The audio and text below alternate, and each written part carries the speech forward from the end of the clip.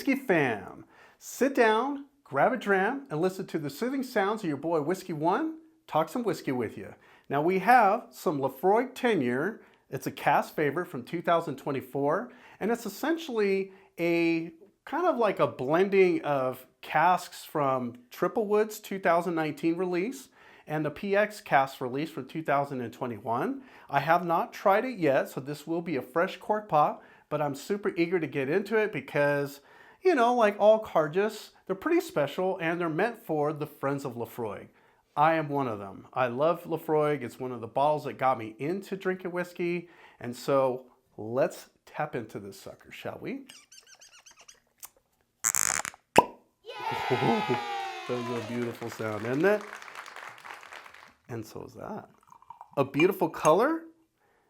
Right now, the presentation looks great. It's got a burnt orange, almost like a brownish color, and that must be coming from the PX casks.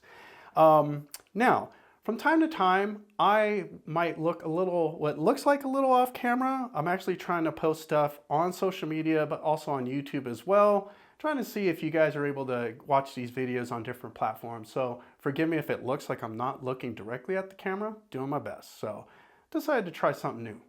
So let's get into this. This is 52.4% ABV. Again, a 10-year Laphroaig bottling. But like I said, a little bit of Triplewood cask and PX cask. Now, me personally, I like PX cask whiskeys, especially the Isla ones, the ones with a lot of peat smoke. Even though they can be aggressive with that leather, the oak, the brininess, and of course the smoke, the fruitiness from that PX cask just really helps to shape it, give it some nice roundness, and overall just great complexity. So let's take a quick look at the legs. We'll try to do a quick close-up shot of that on our YouTube channel. But like I said, burnt orange, deep copper color, and as one expects, a lot of fat, plump legs, good teardrops on there, so it's very oily, and all that means is it's probably going to cling a little bit to that palate. So let's nose it. Wow, like I said, a lot of smoke, a lot of brine, a lot of leather notes. This feels like old man whiskey. And that's really one of the reasons I really enjoy Laphroaig and why it gets my attention every single time. I get fig, a lot of dark fruit notes too, some deep dried red cherry notes. Also got some orange marmalade happening there, which is kind of interesting. If you guys have ever had PX or Pedro Jimenez sherry, it's really sweet. It's in your face sweet. It's not a wine that most people typically reach for just because it can be pretty heavy. It's a fortified wine. But you get the influence from that PX cask right away. As far as the Triplewood, I think it's really going to help to mellow out some of the aggressive smoke that you might typically get from a Laphroaig. But I also get dark notes of chocolate, toffee. So it's not just like a one-trick pony. It's not just fruity and it's not just smoky. I also get some black tea in there. And interestingly, it's not a rye, but it has these like baking spices to it. Some cinnamon. Yeah, some cinnamon, cloves. Some ginger, some dried ginger. The nose is just lovely. So let's get into this and have a little sip. Cheers, you guys.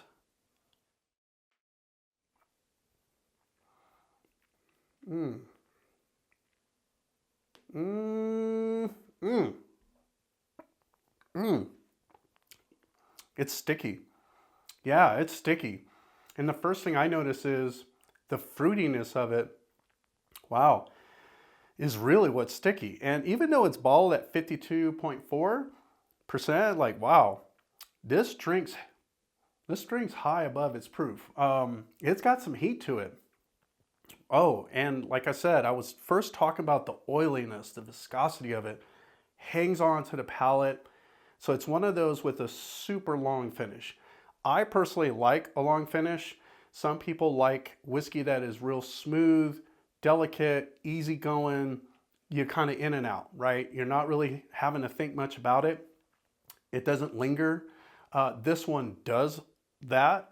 It's the antithesis of a smooth whiskey. However, it is balanced. Not only is it like fruity, but I also still get the toffee notes, the chocolate notes on the taste, the palate. It's really kind of like rich with sweetness and smokiness. It feels like some barbecue. So I'm going to go in one more time, and I'm going to tell you who I feel like this really speaks to. So cheers again.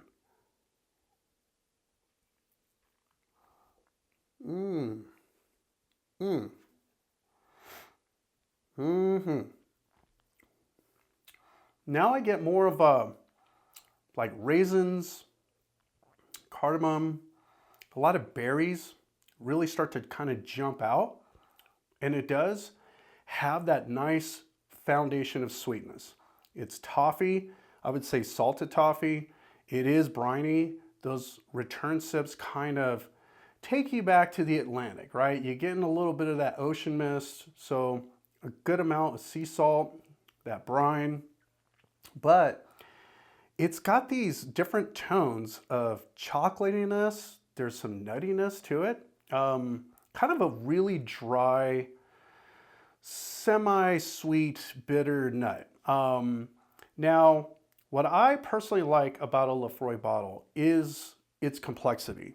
It can be a bit polarizing. I get it. Some people just are turned off by the Band-Aid flavor, the iodine-ness that you get from it. And yes, there is a bit of that iodine. It's really subtle here. And it's really mostly masked by the fact that the PX cask really helps to give it extra layers of complexity. A lot of fruitiness. So like I said, dark cherries, raisins, I get some fig. I still get that marmalade, which is interesting because it went from being this really like red berry fruit medley to like this orange citrusness to it. I don't know if citrusness is a word, but I'm just gonna say it. So for you guys that like Laphroaig, this is on par with a lot of the Laphroaig bottlings that you typically enjoy. Year after year, Laphroaig always comes out with a hitter, something new, something different. And what I've noticed is they've revamped their labels a bit so that they're not just white labels with very little much to them. It's okay. I mean, at the end of the day, what matters is what's inside the bottle, the juice inside. But they have been changing their labels a little bit, but you're gonna see that a lot of what look like new labels are really just sort of like marketing revamps of different whiskeys that they've already released in the past. So not really something remarkably different, but as far as the Cairdeas, this is different. This is a special release from 2024. I'm looking forward to this year's release. Who the heck knows what's in store? If you guys know, drop a comment, let me know, educate me as much as I educate you guys. But as far as this bottle, you can still find it. I highly recommend it. And I would say that this is the perfect bottle for the whiskey novice. 100%. Especially if you've never had a wine finish. Sure, this borders on being curious, but man, like this is very approachable. This is the type of bottle that you want to get into to really understand how interesting, an Isle of whiskey can be, how interesting Laphroaig gets. And so I definitely think a newcomer is going to even appreciate this because of its way to kind of play in different parts of the field. So anyway, thanks for sticking around. Thanks for watching. Hopefully you guys enjoyed the video. And here at Whiskey One, it's about the one you enjoy. Cheers.